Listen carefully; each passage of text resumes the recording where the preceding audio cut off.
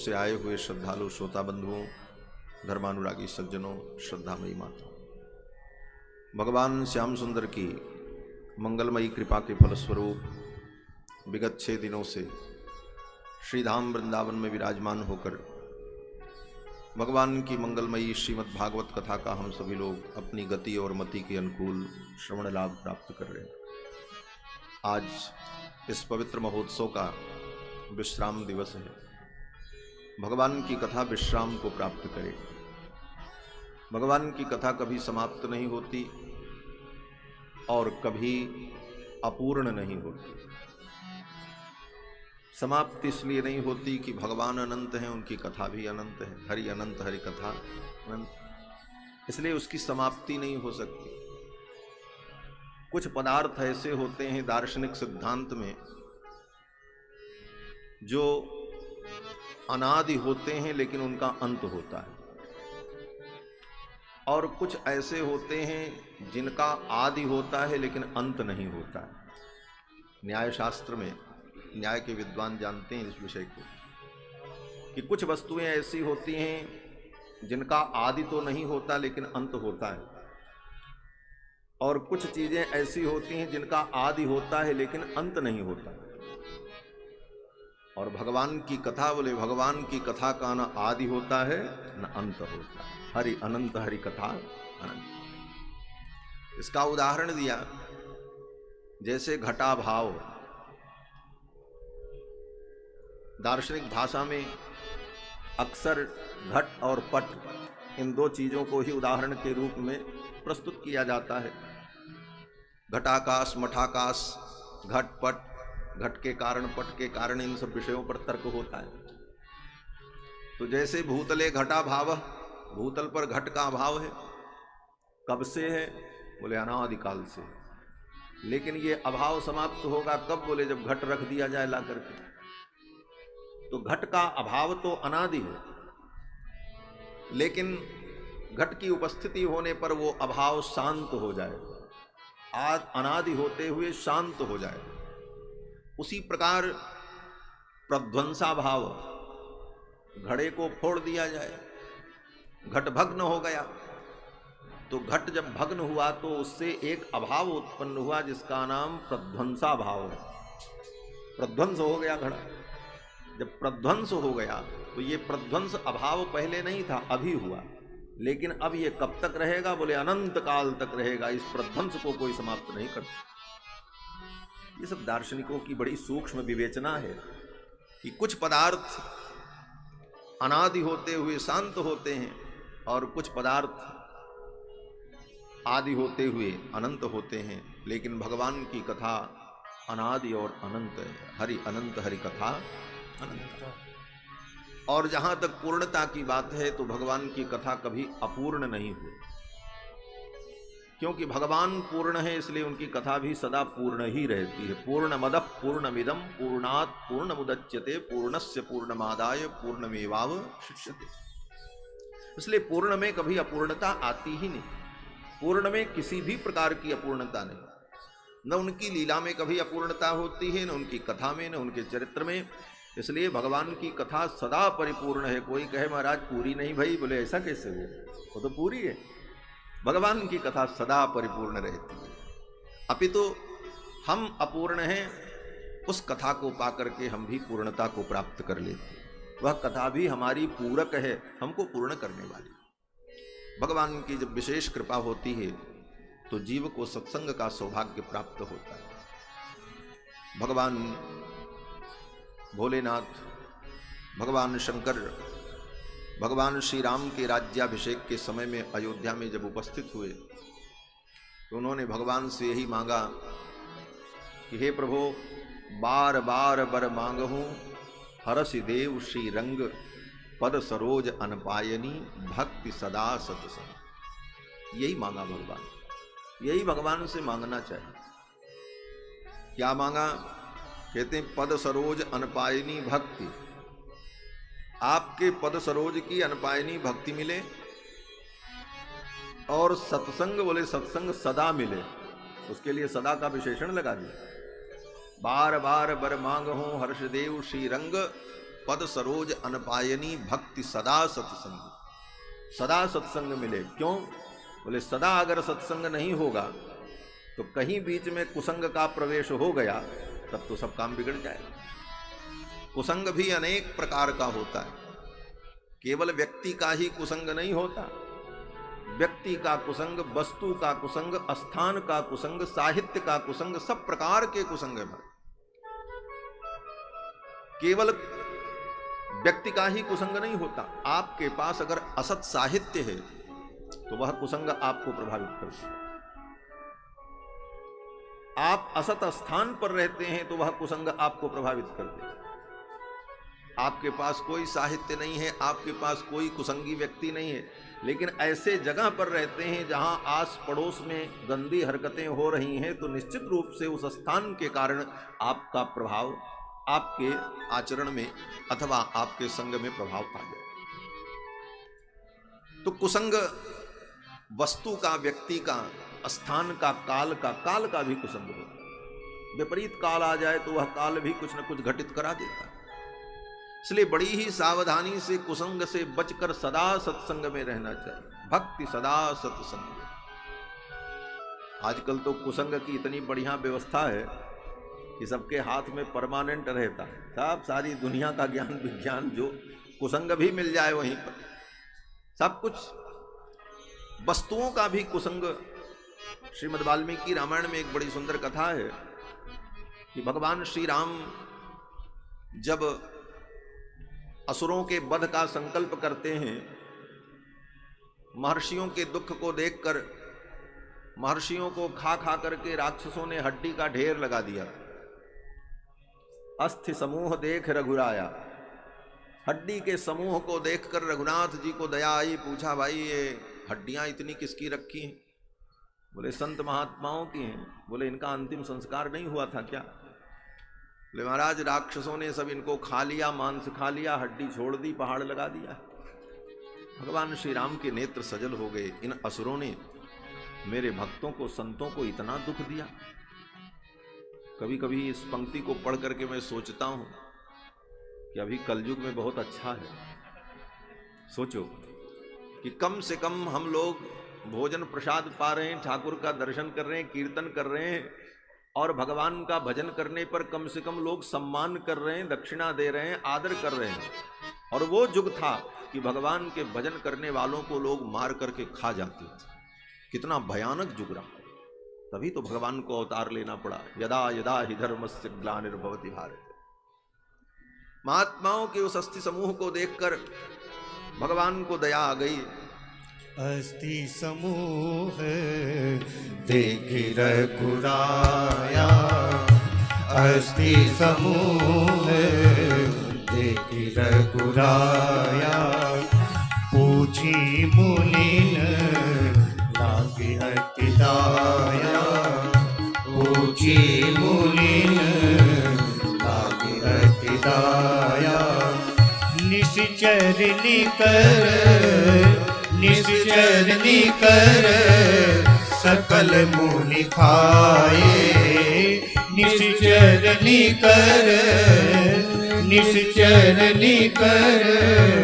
सकल मुनि खाए, सुनि रघुवीर नयन जल छाए, सुनि रघुवीर नयन जल छाए।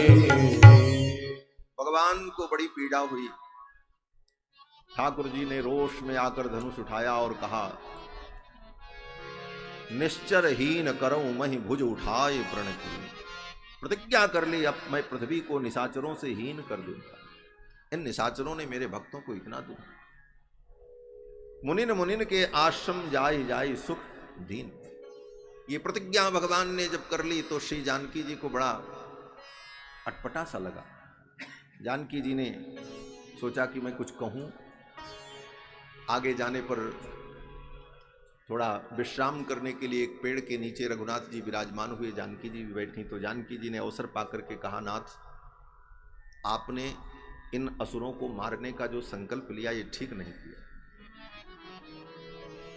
इन असुरों से आपकी कोई दुश्मनी नहीं है, फिर आपने इनको मारने का संकल्प क्यों किया?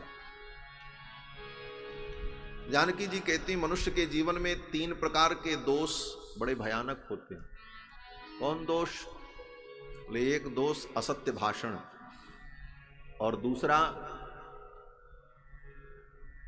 परदार रति, दूसरी की स्त्री में आसक्ति, और तीसरा दोष बिना कारण, बिना वैरंच रौद्रता, बिना बैर के, बिना शत्रुता के रौद्रता, अकारण रौद्रता।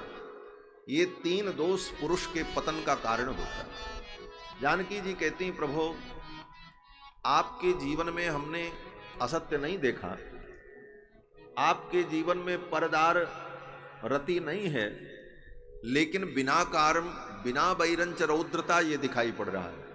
बिना कारण आप जो है इन असुरों पर क्रोध कर रहे हैं, मारने का संकल्प कर रहे हैं, ये ठीक नहीं। और ये क्यों हुआ? जानकी जी हमको आपको शिक्षा देने के लिए कह रहे। भगवान में तो किसी संग कुसंग का कोई प्रभाव नहीं पड़ता, भगवान तो निर्लिप्त हैं, सब कुछ करते हुए भगवान निर्लिप्त हैं। लेकिन जानकी जी कहती हैं कि आपके अंदर इन असुरों को मारने की जो प्रवृत्ति उत्पन्न हुई, उसका कारण यही है कि आप अयोध्या से धनुष बाण तलवार लेकर के आए। वन में हम लोग आए भजन करने के लिए, तप करने के लिए, और ये तलवार और मार काट का सामान लेकर के आए। इन वस्तुओं के संग के कारण आपके अंदर ये वैर भाव उत्पन्न हुआ। ये जानकी जी, और वहां पर श्री जानकी जी ने एक बड़ी सुंदर कथा सुनाई भगवान को। जानकी जी कहती हैं, एक महात्मा थे, बड़े विरक्त महात्मा, भजन करते थे एकांत में, जंगल में, किसी से कोई लेना देना नहीं, अकेले कुटिया में भजन करते थे। उनकी तपस्या को देखकर इंद्र को लगा कहीं ये हमारा पद न ले ले। सूख हाड़ लय भाग सठ निरख स्वान मृगराज, वो इंद्र की स्थिति। इंद्र ने सोचा इसकी तपस्या बिगाड़ो, क्योंकि इंद्र राजा है, राजाओं का यह धर्म होता है। जब कोई व्यक्ति समाज में बहुत प्रतिष्ठित होने लग जाए, उसकी यश कीर्ति बढ़ने लग जाए और उसका वर्चस्व बढ़ने लग जाए, तो राजसत्ता में बैठे हुए लोगों को लगता है कहीं ये मेरे लिए खतरा न बन जाए। तो क्या बोले, उसका स्टिंग ऑपरेशन करो। स्टिंग ऑपरेशन होता है, किसी मामले में फंसा दो तो ये देवता भी स्टिंग ऑपरेशन करते हैं, भेज देते हैं, अप्सराओं को भेजा, जाओ इनकी तपस्या बिगाड़ो, कुछ करो। अब इंद्र ने क्या किया? बोले इंद्र ने सोचा अब ये बाबा जी कैसे बिगड़ जाएं, ये तो अकेले रहते हैं, कोई कुसंग इनके पास नहीं है। तो देवराज इंद्र ने क्या किया? बोले छत्री का रूप धारण किया, घोड़े पर बैठ करके आए, एक तलवार लिए थे हाथ में, महाराज के कुटिया में ऐसे तलवार फेंक दिया। ये कथा जानकी जी भगवान राम को सुना रहे हैं। तलवार को ऐसे फेंक दिया कुटिया में और कहा देखो देखो महाराज, हमारी इस तलवार को आप सुरक्षित रखना, मैं बाद में आऊंगा ले जाऊंगा, अभी हमारी परिस्थिति ठीक नहीं है, कुछ लोग मुझे मारना चाहते हैं, इसलिए मैं प्राण रक्षा के लिए जा रहा हूं। ऐसा कहते हुए इंद्र तलवार महात्मा की कुटी में फेंक करके भाग गए। महात्मा जी ये भी नहीं पूछ पाए आप कौन हो, कहां से आए हो, फिर कब लौट करके आओगे, कब अपनी तलवार ले जाओगे, ये सब पूछने का उनको मौका नहीं मिला। अब महात्मा तो धर्मात्मा थे, उन्होंने सोचा किसी की धरोहर वस्तु है, इसको सुरक्षित रखना चाहिए, कब आ जाए लेने के लिए। अब वो तलवार बेचारे महात्मा अपनी कुटिया में संभाल करके रखें।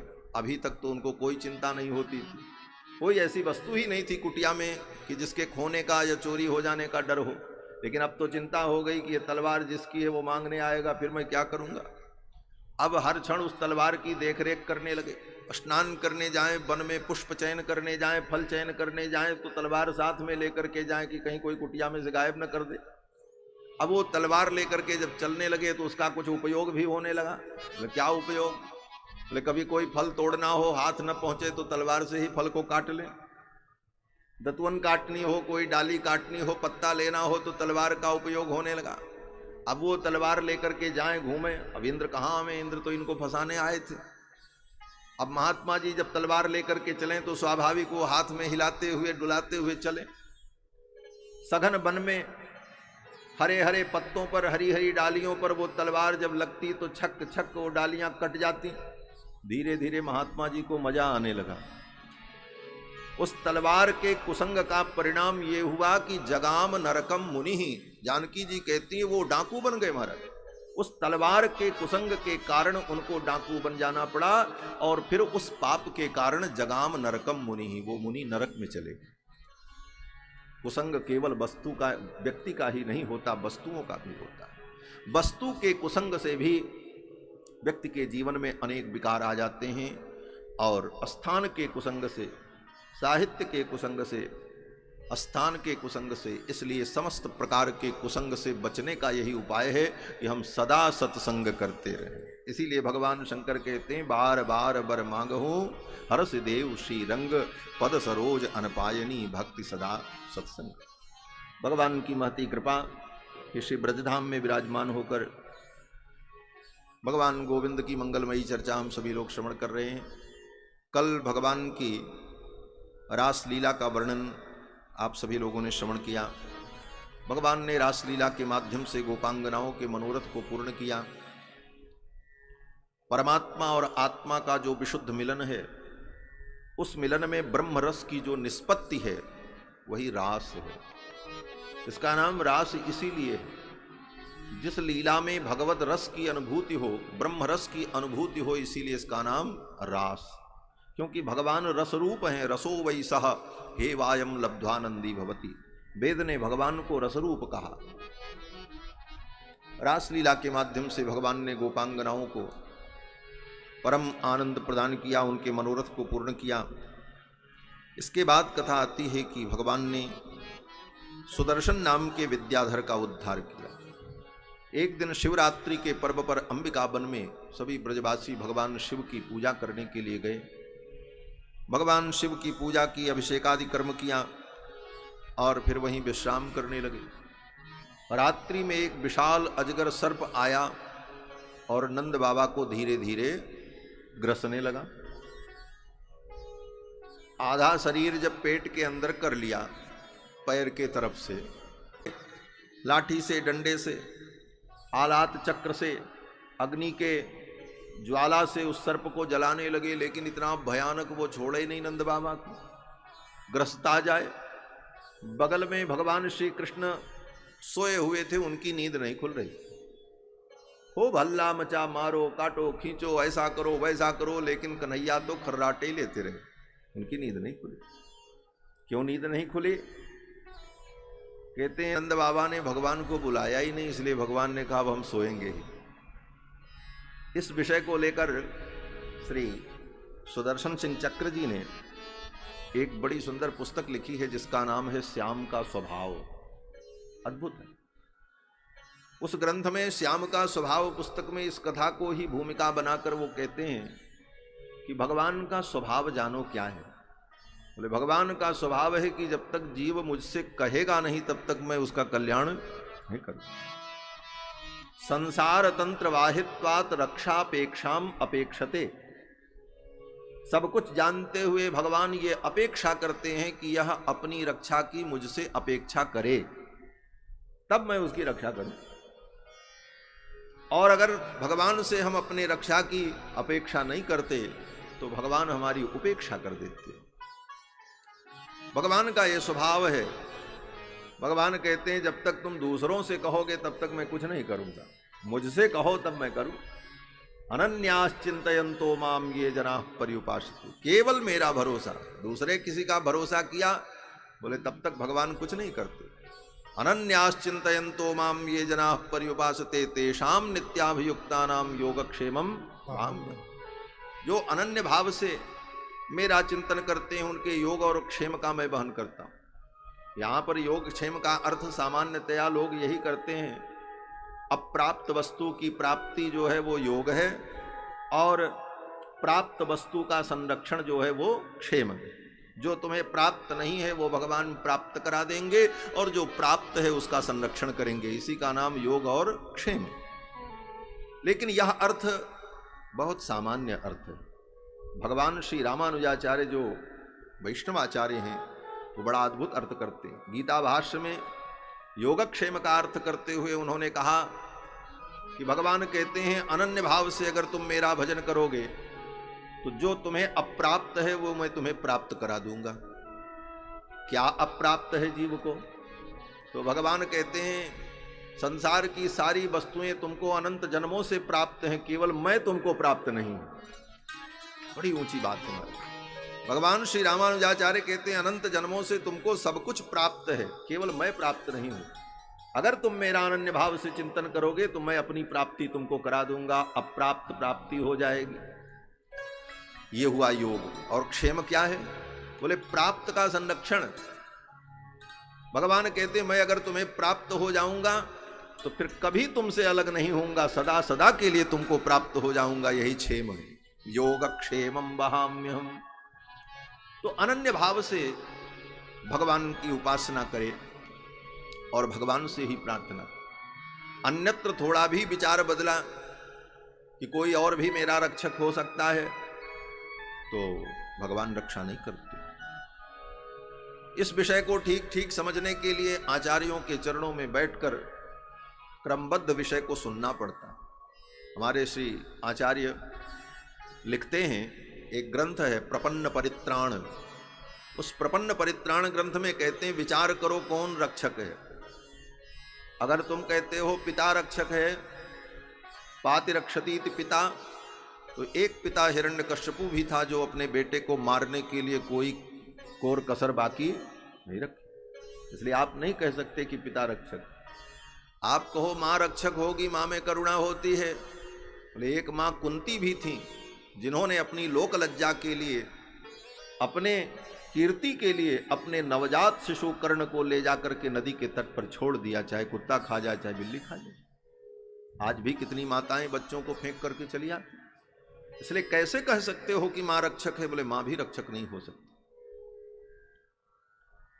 बोले बेटा रक्षक होगा। बोले बेटा क्या रक्षा करेगा? एक बेटा कंस भी था जिसने अपने बाप को ही जेल में डाल दिया और कारागार में डाल करके राजा बन गया। इसलिए पुत्र भी रक्षक होगा ये आप नहीं कह सकते। बोले देवता रक्षक होंगे। बोले जो देवता अपनी रक्षा नहीं कर सकते वो हमारी क्या रक्षा करेंगे? देवताओं के ऊपर भी विपत्ति आती है तो देवता भगवान को ही पुकारते हैं, जय जय सुरनायक जन सुखदायक प्रणतपाल भगवंता। चलो देवता नहीं रक्षा कर सकते, देव नहीं कर सकते, तो महादेव रक्षा करेंगे। बोले वो भी पढ़ लो। महादेव के ऊपर जब विपत्ति आई, भागवत में लिखा है बृकासुर ने दौड़ाया तो वो भी अपनी रक्षा करने में असमर्थ हो गए, अंत में भगवान को ही आना पड़ा। आप कहोगे उनके बाप जो हैं वो रक्षा करेंगे। बोले कौन? बोले ब्रह्मा जी। ब्रह्मा जी के चारों वेद को लेकर के दैत्य भाग गया, अपने वेद को नहीं बचा पाए ब्रह्मा जी। इन सारी कथाओं का एक श्लोक में यामुनाचार्य स्वामी जी ने अनुसंधान किया। वेदापहार गुरुपातक दैत्य पीड़ा व्यापत विमोचन महिष्ठ फल प्रदान कोन्य प्रजापति पशुपति परिपातुकस्य। प्रजापति ब्रह्मा को और पशुपति को किसने बचाया? आपने बचाया। इसलिए रक्षक ब्रह्मा भी नहीं, कोई भी नहीं। रक्षक तो एकमात्र भगवान है। इसीलिए शरणागति में कहते हैं रक्षकत्व के रूप में भगवान का वर्ण करना। षड्विधा शरणागति में कहते हैं आनुकूल्यस्य संकल्प प्रातिकूल्यस्य वर्जनम रक्षिष्यतीति विश्वासो गोप्तृत्व वर्णम। तथा गोप्ता के रूप में, रक्षक के रूप में भगवान का वर्ण करना। दूसरे का वर्ण अगर आपने किया, बोले तब दो के बीच में ठाकुर नहीं पड़ते। ठाकुर जी कहते हैं हम तो अकेले रहना चाहते, और किसी को तुम बीच में लाओगे तो मुझे अच्छा नहीं लगेगा। बोलो श्री सीतारामचंद्र भगवान की जय। हरि भजन बिना सुख शांति नहीं, हरि भजन बिना सुख शांति नहीं, प्रभु भजन बिना भव पार नहीं, प्रभु भजन बिना भव पार नहीं, गुरु कृपा बिना भव पार नहीं, गुरु कृपा बिना भव पार नहीं। श्रीमन्नारायण नारायण नारायण, श्रीमन्नारायण नारायण नारायण, श्रीमन्नारायण नारायण नारायण, श्रीमन्नारायण नारायण नारायण, श्रीमन्नारायण नारायण नारायण, श्रीमन्नारायण नारायण नारायण।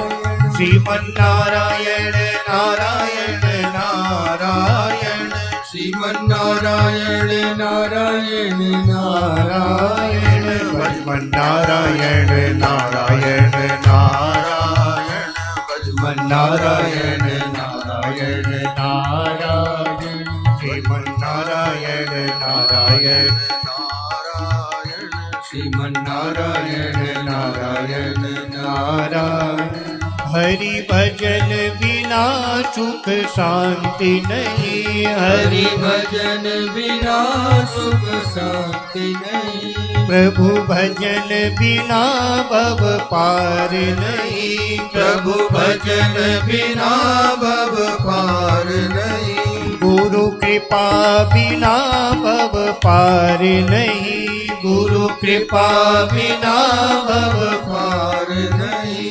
श्रीमन्नारायण नारायण नारायण श्रीमन्नारायण नारायण नारायण श्रीमन्नारायण नारायण नारायण श्रीमन्नारायण नारायण नारायण श्रीमन्नारायण नारायण नारायण श्रीमन्नारायण नारायण नारायण श्री लक्ष्मी नारायण भगवान की जय। एकमात्र भगवान का ही रक्षक के रूप में वर्ण करना, भरोसा भगवान का करना, तब ठाकुर की कृपा बरसती। यही भगवान का स्वभाव है। इसीलिए भगवान शंकर ने कहा, उमा राम स्वभाव जिन जाना, ताहि भजन तज भाव न आना।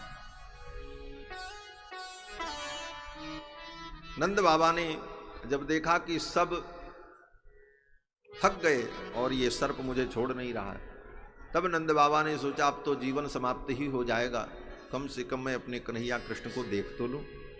अरे कन्हैया तुम कहाँ हो?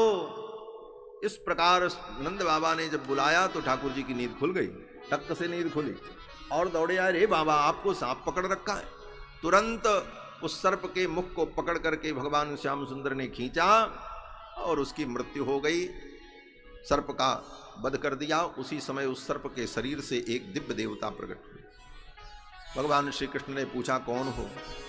उसने कहा अहम विद्याधर कश्चित सुदर्शन इति श्रुतः। मैं सुदर्शन नाम का विद्याधर हूं और मैं अंगिरा महर्षि के शाप के कारण सर्प योनि को प्राप्त हो गया। आज आपके द्वारा मेरा उद्धार हुआ। वह सुदर्शन नाम का विद्याधर मुक्त होकर के चला गया देवत्व को प्राप्त करके। इस कथा के बाद वर्णन करते हैं कि गोपियां भगवान के वियोग में भगवान की लीलाओं का स्मरण करके अपना दिन व्यतीत करती। भगवान श्याम सुंदर जब गोचारण के लिए वन में चले जाते तो सवेरे जाएं शाम को लौट के आवें। अब उतने के लिए गोपियों को कितना श्रम करना पड़ता। बोले सवेरे सवेरे श्याम सुंदर कलेवा करके गोचारण के लिए जाएंगे तो जल्दी जल्दी घर के सारे कृत्य को करके और अपने प्रासाद पर खड़ी होकर, अपने द्वार पर खड़ी होकर के बाट जो होती श्याम सुंदर अब इस मार्ग से गोचारण के लिए जाएंगे, एक झलक उनका दर्शन हो जाएगा। और एक झलक देखने के बाद बस श्याम सुंदर चले गए। अब शाम को आएंगे, फिर घर में लग जाती और घर का कार्य करती हुई कृष्ण का स्मरण करती रहती। अब शाम होगी, कृष्ण आएंगे गोचारण करके तो फिर उनका दर्शन। एक बार सुबह दर्शन, एक बार शाम दर्शन। इस दर्शन के लिए 24 घंटे भगवान का चिंतन गोपांगनाओं के द्वारा होता रहता। यह चिंतन ही भगवान की भक्ति है। निरंतर भगवान का स्मरण ही भक्ति है और यही समस्त बंधनों से मुक्ति का हेतु है। यस्य स्मरण मात्रेण जन्म संसार बंधना। अब गोपियां भगवान के वन में चले जाने पर भगवान का चिंतन करती हैं। गोप्य कृष्णे वनम याते। भगवान श्री कृष्ण के वन में चले जाने पर कृष्ण लीला प्रगायंतो निन्युर दुखे नवासरम। भगवान की लीलाओं को गा गा करके अपना दिन व्यतीत करती हैं, दिन को पूर्ण करती हैं। ये संकेत है हमको आपको भी भगवान के गुणों को गा गा करके अपना दिन बिताना चाहिए। यही संकेत है। इन कथाओं को सुन करके यही अनुभव करना है कि हमें भी अपने जीवन के दिन को, जितने दिन बचे हैं, कृष्ण का स्मरण करके उनकी लीलाओं को गा करके हम व्यतीत करें।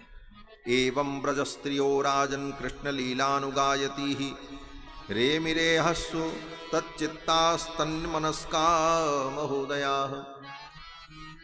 भगवान में ही अपने मन को लगाकर कृष्ण का स्मरण करती हुई समय व्यतीत करती हैं। इसके बाद कथा आती है कि कंस का भेजा हुआ वृषभासुर नाम का असुर आया, वृषभ का रूप धारण करके भगवान श्याम सुंदर ने उस वृषभासुर का वध किया।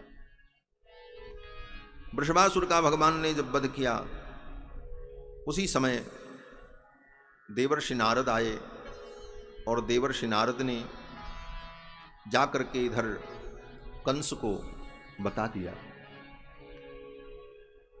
कंस ने नारद जी से पूछा, मुनिवर क्या समाचार है? नारद जी ने कहा, अपना समाचार बताओ, तुम्हारी क्या स्थिति? कंस ने कहा, महाराज क्या बतावें, अभी तक मैं अपने शत्रु का पता नहीं लगा पाया, और जिन लोगों को हमने भेजा कि जाओ हमारे शत्रु का पता लगाओ, वही सब लापता हो गए, एक भी लौट करके अभी तक नहीं आए। जो जाए कृष्ण का पता लगाने के लिए, भाई शत्रु कहाँ है, उसको मारो, कुछ करो, वो लौट करके कोई अपडेट नहीं दे रहा है, गायब। कंस बड़ा परेशान।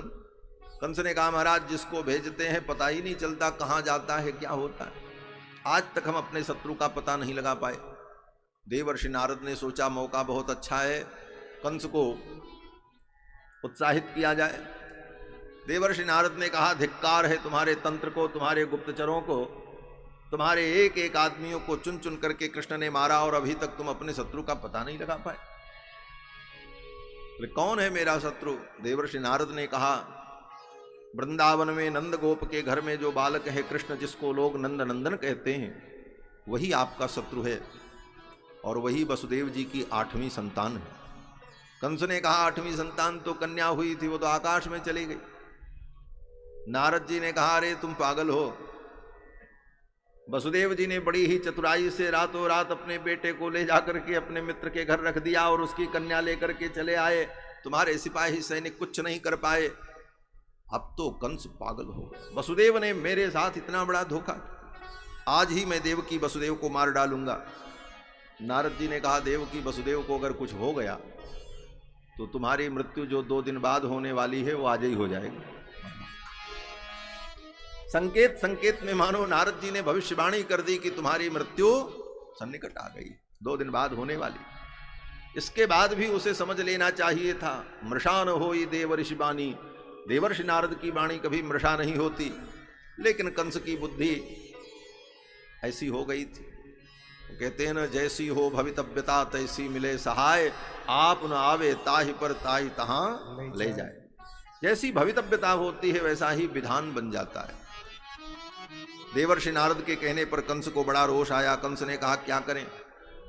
नारद जी ने कहा, आप किसी को मत भेजो, अब कृष्ण बलराम को यहीं बुला लो और यहाँ तुम्हारे बड़े बड़े मल्ल वीर हैं, उनके साथ उनका युद्ध हो, मल्ल क्रीड़ा हो, और उसी मल्ल क्रीड़ा के बहाने कृष्ण बलराम को तुम्हारे आदमी मार दें, और कोई उपाय नहीं है।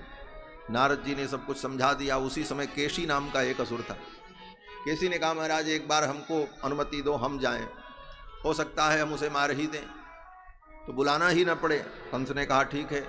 केसी आया, घोड़े का रूप धारण करके, मुख खोलकर भगवान श्याम सुंदर को काटने के लिए दौड़ा। तो भगवान श्याम सुंदर ने अपना हाथ उसके मुख में प्रवेश करा दिया। प्रवेशयामास यथोरगम बिले, जैसे सांप बिल में प्रवेश करता है उसी प्रकार भगवान ने अपने हाथ को उसके मुंह में ठूंस दिया। बढ़ाते चले गए और जब मुख में हाथ डाल दिया उसका श्वास अवरुद्ध हो गया, वो तड़पने लगा, फिर उठा करके पटक दिया। केसी का शरीर फट गया, जैसे ककड़ी पक जाने पर फट जाती है उसी प्रकार जैसे ककड़ी फट जाए। ये छोटी वाली ककड़ी नहीं, वो पहले खेत में होती थी, कांकर बोलते थे, इतनी बड़ी बड़ी होती, पीले पीले रंग की। वो पक जाए महाराज तो बीच से ऐसे 2 हो जाती है, उसमें दरार पड़ जाती। कहते हैं तद देहतः करकटिका फलोपमाद, जैसे करकटिका फल फट जाता है, उसी प्रकार करकटिका फल के समान केसी को भगवान ने फाड़ डाला, केसी की मृत्यु हो गई। तब तक नारद जी भगवान के पास पहुंच गए और नारद जी ने आकर के भगवान की स्तुति की। देवर्षि नारद ने कहा, प्रभु ये कब तक आप वृंदावन में बंशी बजाएंगे और माखन चोरी करेंगे? तो क्यों? नारद जी ने कहा, जिस काम के लिए आपका अवतार हुआ वो भी काम होना चाहिए। बोले क्या? बोले कंस का संहार करके मथुरा वासियों को कंस के आतंक से अब आपको मुक्त करना है। आगे बहुत सारी लीलाएं आपको करनी है, पूरी सूची नारद जी ने बता दिया। अब आप यहाँ से मथुरा जाएंगे, कंस का वध करेंगे, फिर उसके बाद जरासंध से युद्ध होगा, फिर आप द्वारिकापुरी बसाएंगे। वो सब कथा आगे जो जो घटनाएं होने वाली हैं नारद जी ने सब भगवान को सुनाया। तो नारद जी ने क्यों सुनाया? बोले जैसे कोई प्रधानमंत्री राष्ट्रपति होता है तो उसके कार्यक्रम बड़े व्यस्त होते हैं, खुद उसको नहीं पता होता कहाँ कहाँ हमको जाना है। उसके लिए एक सेक्रेटरी रखे जाते हैं, एक सचिव होता है जो बताता सर अब इसके बाद आपको ये काम करना है, फिर बताता अब आपको ये प्रोग्राम अटेंड करना है, तैयारी सब रहती है। तो जिस प्रकार एक सचिव उनके कार्य को बताने के लिए रहता है कि आगे आपको ये काम करना है, उसी प्रकार भगवान की जो योजना है इतनी लंबी चौड़ी पूरी लीला की, मानो नारद जी आकर के बता रहे हैं कि आगे आपको ये काम करना है, इसके बाद ये काम करना है। अब बंसी बजा लिख चुके, अब माखन खा चुके, अब तो आगे का काम करो। देवर्षि नारद के वचनों को सुनकर भगवान मुस्कुराने लगे। भगवान ने कहा ठीक है ऐसा ही हो। नारद जी तो अंतर्धान हो गए। इधर कंस ने अक्रूर जी को भेजा निमंत्रण पत्र देकर कृष्ण बलराम को मथुरा बुलाने के लिए। धनुष यज्ञ का आयोजन किया। कंस के पास एक धनुष था, भगवान शिव का धनुष, परशुराम जी ने दिया था। परशुराम जी से युद्ध करके उनको प्रसन्न कर लिया था, क्योंकि कंस बड़ा वीर था महाराज, साधारण नहीं था, कालनेमी ही था। एक बार जरासंध मथुरा पर आक्रमण करने आया अपने गज को लेकर, कुबलया पीड़ को, और नगर के बाहर शिविर में लगा था, उस शिविर में हाथी बंधा था। कहीं से उसकी जंजीर टूट गई, कुबलया पीड़ हाथी पूरे मथुरा नगर में आतंक मचाने लगा। अब किसी के अंदर साहस नहीं उसको पकड़ सके, जरासंध ही उसको अपने कब्जे में कर पाता था। आकर के लोगों ने कहा महाराज एक मतवाला हाथी आया है, पूरे नगर को त्रस्त कर रहा है। कंस ने जाकर के उस हाथी को पकड़ करके अपने वश में कर लिया और ला करके अपने गजशाला में बांध दिया। जब जरासंध को पता चला अरे इतने बड़े कुबलया पीड़ को जिसने अपने वश में कर लिया, वो साधारण वीर नहीं हो सकता, इससे युद्ध करना ठीक नहीं, इससे तो दोस्ती करनी चाहिए। इसीलिए जरासंध ने अपनी दोनों बेटियों का विवाह कंस से कर दिया, संबंध जोड़ लिया और दहेज में वो हाथी दे दिया। कंस बड़ा पराक्रमी था, जाकर के महेंद्र पर्वत ही उठाने लगा। जिस महेंद्र पर्वत पर श्री परशुराम जी महाराज रहते, महेंद्र पर्वत ही उठाने लगा। परशुराम जी आए, बोले काहे को उत्पात कर रहे हो भाई? बोले हमारी हाथों में खुजली हो रही, युद्ध करने का मन हो रहा है। परशुराम जी ने कहा तो फिर आओ। परशुराम जी महाराज तो लड़ने भिड़ने में बड़े आगे, यही काम ही किया पूरे जीवन भर। वो तो राम जी की कृपा भई कि सब छूट गया। वो तो फिर परशुराम जी महाराज से युद्ध किया और परशुराम जी प्रसन्न हो गए उसकी कला देख करके, और परशुराम जी ने एक धनुष दिया, बोले लो ये भगवान शंकर का प्रसाद है, इसको अपने पास रखो। लेकिन ये धनुष जिस दिन टूट जाएगा उसके दूसरे दिन का सूर्यास्त तुम नहीं देख पाओ। जो इस धनुष को तोड़ेगा वही तुम्हारा वध करेगा। ये सब बता दिया था परशुराम। ला करके कंस ने उस धनुष को रख लिया, बड़ी विधि से उसकी पूजा करता और उसकी बड़ी सुरक्षा करता था। कंस ने एक यज्ञ का आयोजन किया भगवान शिव के लिए, रुद्र यज्ञ, और उसी रुद्र यज्ञ में उस धनुष का विशेष पूजन और बड़ा उत्सव बनाया। उसी उत्सव में निमंत्रण देकर के अक्रूर जी को भेजा कि जाओ नंद बाबा को बुला करके ले आओ। नंद बाबा अपने परिकरों के सहित आवे। अक्रूर जी महाराज भगवान के संबंधी लगते हैं, संबंध में चाचा लगते हैं। अक्रूर जी महाराज पत्र लेकर के वृंदावन आते हैं। अक्रूरोपि चताम रात्रिम मधुपुर्याम महामति उषित्वा रथमास्थाय प्रयौ नंद गोकुलम। दूसरे दिन अक्रूर जी महाराज पत्र लेकर के गोकुल वृंदावन आते हैं। जब अक्रूर जी आए उस समय भगवान गायों की सेवा कर रहे थे, गाय का गोबर ओबर उठा रहे थे दोनों भाई। और गायों को चारा ओरा दे रहे थे। अक्रूर जी आए, भगवान श्याम सुंदर और बलराम दोनों भाई दौड़ पड़े। चाचा जी आए हैं, काका जी आए हैं, आकर के हाथ पैर धो करके फिर उनको प्रणाम किया, भोजनादि कराया। और फिर जब अक्रूर जी ने विश्राम किया तो दोनों भाइयों ने उनका श्रमापनयन किया, उनके चरण दबाए। अक्रूर जी चाचा हैं, पितृव्य हैं, और अक्रूर जी जानते हैं कि ये मेरे वंश में उत्पन्न है, साक्षात ईश्वर हैं, भगवान हैं। अक्रूर जी के हृदय में भगवान के प्रति भक्ति भी, लेकिन लोक लीला में संबंध में वो चाचा हैं, इसलिए भगवान उनका चरण वंदन करते हैं और चरण संवाहन भी करते हैं। अक्रूर जी महाराज पत्र लेकर के आए, सारी बात बताई, नंद बाबा तैयार हो गए, अनेक प्रकार के उपहार वस्तुओं को लेकर के मथुरा चलने को तैयार हुए। अक्रूर जी महाराज जब भगवान को लेकर के चलते हैं, रथ पर बैठे भगवान श्याम सुंदर और बलराम, नंद बाबा, उसी समय सभी गोपियां आ गईं। गोपियों ने देखा कोई रथ आया है और कृष्ण जा रहे हैं कहीं। गोपियों के मन में संदेह हो गया, अब कृष्ण जा रहे हैं, अब ये कभी नहीं मिलेंगे, अब इनका दर्शन कभी नहीं। गोपियों ने आकर के रथ को घेर लिया और कातर नेत्रों से भगवान को देखने लगी। उनके मनोभाव को श्याम सुंदर समझ गए, रथ से उतर करके आए और उन गोपियों को भगवान ने समझाया। गोपियों ने बहुत कुछ कहा है कि अहो विधातस्तव न क्वचित दया संयोज्य मैत्या प्रणये न देहिनः। हे विधाता, तू कितना निर्दय है। पहले तो तू संसार में प्राणियों को उत्पन्न करता है, फिर उनमें परस्पर प्रेम पैदा कर देता है, और फिर जब उनका प्रेम प्रगाढ़ हो जाए फिर दोनों को तू अलग कर देता है। ये विधाता, ये तेरा स्वभाव ठीक नहीं। ये तो तेरी लीला ऐसी ही विक्रीडितम तेरभक चेष्टितम यथा। हे विधाता, तेरी ये चेष्टा तो बालकों की चेष्टा के समान है। कैसे बालकों की चेष्टा? बोले जैसे बालक, छोटे छोटे बालक गुड्डा गुड़िया को बना करके खेलते हैं। एक गुड्डे को रखा, एक गुड़िया को रखा, बच्चे खेलने लगे, बोले इस गुड्डा के साथ इस गुड़िया का ब्याह कराएंगे, और गुड्डा गुड़िया का ब्याह कराया, गीत गाए, खेला कूदा, मजा आया, और जब खेल समाप्त हुआ, थक गए तो गुड्डा को उधर फेंक दिया, गुड़िया उधर फेंक दी, गए खा करके सब बच्चे सो गए। कहते हैं जैसे बच्चों की क्रीड़ा होती है उस प्रकार से हे विधाता तू संसार में प्राणियों को उत्पन्न फिर उनको वियुक्त करता है। ये तो अरभक चेष्टितम यथा, जैसे बच्चों की चेष्टाएं होती हैं ऐसी चेष्टा तेरी। अक्रूर जी की ओर देख करके गोपियों ने कहा, किस मूर्ख व्यक्ति ने इसका नाम अक्रूर रख दिया, इसका नाम तो क्रूर होना चाहिए, इसका नाम सही नहीं है। लोग इन्हें अक्रूर कहते हैं, लेकिन इससे बड़ा क्रूर कौन होगा जो मेरे प्राण धन को ले जा रहा है। गोपियां बड़ी बिहुबल हो गई महाराज। भगवान श्याम सुंदर समझ गए, रथ से उतर करके आए, गोपियों से कहा, अरे सखी मैं जाना नहीं चाहता हूं, ये मुझे जबरदस्ती ले जा रहे हैं लोग, मेरा मन नहीं है जाने का। गोपियों ने कहा, सच में?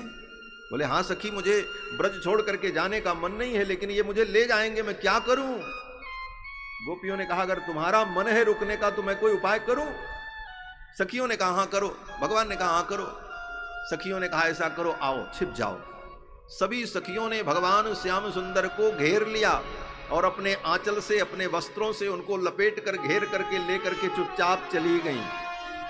एक रूप से भगवान उन गोपियों के साथ चले गए और एक रूप से भगवान अक्रूर जी के रथ में जाके बैठ गए। ये भगवान के लिए गोपियां भगवान को लेकर के गईं। भगवान श्याम सुंदर कहते, मुझे उस जगह ले चलो जहां मुझे कोई न जान सके। सखियों ने कहा, अच्छा। नित्य निभृत निकुंज में अत्यंत एकांत में भगवती राधा रानी को ले जाकर के सौंप दिया, लो अपने प्राण धन को, इनको रखना सुरक्षित। उसके बाद भगवान वहां से फिर अलग हुए ही नहीं। श्री राधा रानी के शासन में आज भी भगवान वृंदावन के नित्य निभृत निकुंज में निवास करते। इसीलिए भक्तों ने कहा, वृंदावनम परित्यज्य पादम एकम न गच्छति। वृंदावन छोड़ करके ठाकुर गए ही नहीं। जैसे मिथिला में ठाकुर जी मिथिला पहुंचे तो मिथिला की सखियों ने दुल्हा सरकार का बड़ा स्वागत सत्कार किया, और जब विदाई का समय आया तो दुल्हा सरकार ने कहा अब तो जाना पड़ेगा। सखियों ने कहा हम जाने नहीं देंगे, आप तो यहीं रह जाओ। बोले ससुराल में रह जाएं। सखियों ने कहा हाँ सरकार, ससुराल में जो सुख मिलेगा वो आपको अयोध्या में नहीं मिलेगा। जो सुख होत विदेह नगर में, देह नगर में कहुना पहुना, अब मिथिले में रहुना। मिथिला की सखियों ने कहा सरकार अब यहीं आप रह जाओ। बोले कहाँ रहें, लोग देख लेंगे। बोले चलो कोहबर में ले चलते हैं। कोहबर जो अत्यंत एकांत होता है, जहां पर पुरुषों का प्रवेश ही नहीं होता, केवल दूल्हा ही जाता है उस कोहबर के अंदर, कि तो सखियां जाएं।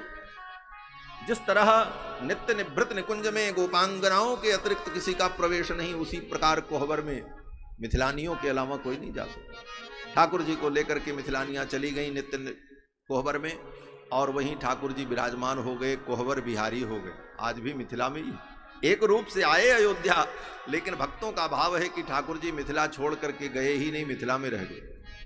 और भक्तों का बड़ा भाव है कि जब विवाह हुआ अगहन के महीने में, तो ऐसे भी मिथिला में आज भी बारात जब जाती है तो दूल्हा कम से कम 15 दिन अपनी ससुराल में रहता है। आज भी जो मिथिला के लोग होंगे उनको मालूम होगा, दरभंगा मधुबनी उस क्षेत्र में आज भी दूल्हा जब जाता है तो ब्याह के बाद बारात विदा हो जाती, दूल्हा कम से कम 15 दिन अपनी ससुराल रहता, महीनों रह जाता है। साल भर रहे महाराज। हाँ पूरा हिसाब है हमारे पास, हम अयोध्या वासी महाराज।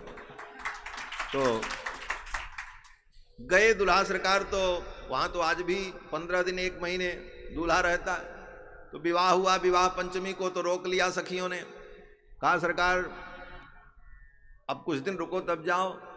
तो विवाह पंचमी में रोका, तो धीरे धीरे अगहन का महीना जब बीत गया, पूस का महीना आ गया, बोले अब विदाई हो जाए, जाना है। तो मिथिला की सखियों ने पंडितों को बुलाया और कहा विदाई का कोई मुहूर्त देखो।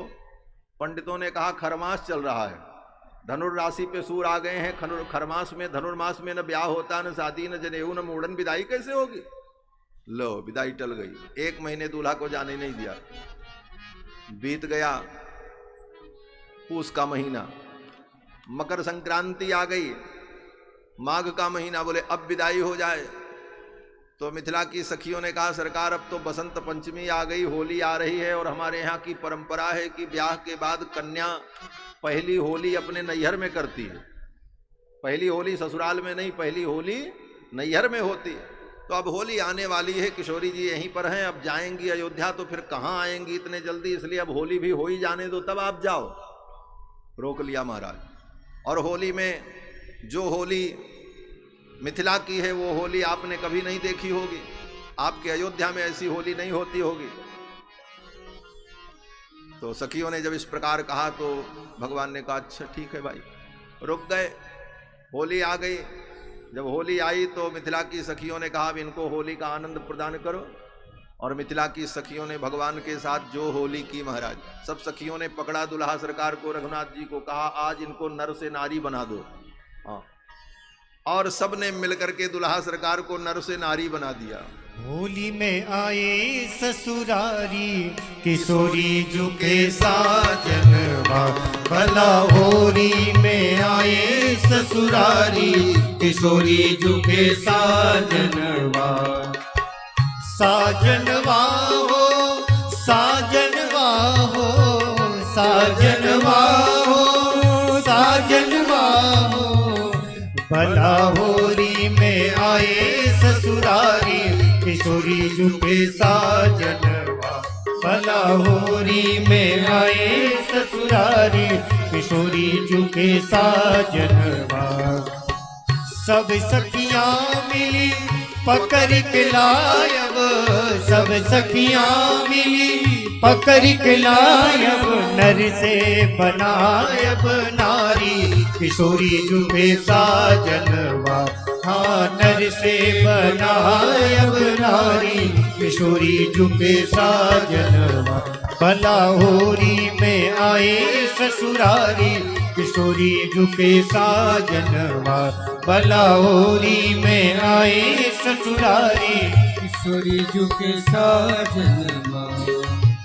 नख बेसरी झुम का पहिरायब, नख बेसरी झुम का पहिरायब, नख बेसरी झुम का पहिरायब, नख बेसर झुमका पहिरायब, कस के पहिरायब साड़ी किशोरी झुके साजनवा। हाँ कस के पहिरायब साड़ी किशोरी झुके साजनवा। पलाहोरी में आए ससुरारी किशोरी झुके साजनवा। पलाहोरी में आए ससुरारी किशोरी झुके साजनवा। अबीर गुलाल मुख में लगायब, अबीर गुलाल मुख में लगायब, अबीर गुलाल मुख में लगायब, अबीर गुलाल मुख में लगायब। तकी तकी मारब पिचकारी किशोरी झुके साजनवा। हाँ तकी तकी मारब पिचकारी किशोरी झुके साजनवा। पलाहोरी में आए ससुरारी किशोरी झुके साजनवा। पलाहोरी में आए ससुरारी किशोरी झुके साजनवा। सखियों ने ठाकुर जी को झुमका पहनाया, कान में कुंडल पहना दिया और साड़ी पहना दी। सखियों ने कहा सरकार अब नाचो। बोले नाचो? भगवान ने कहा नाचना पड़ेगा। सखियों ने कहा हाँ सरकार, आपने हमको बहुत नचाया है, नाचो बहुत गोपाल सूरदास जी के, लेकिन आज हम आपको नचाएंगे।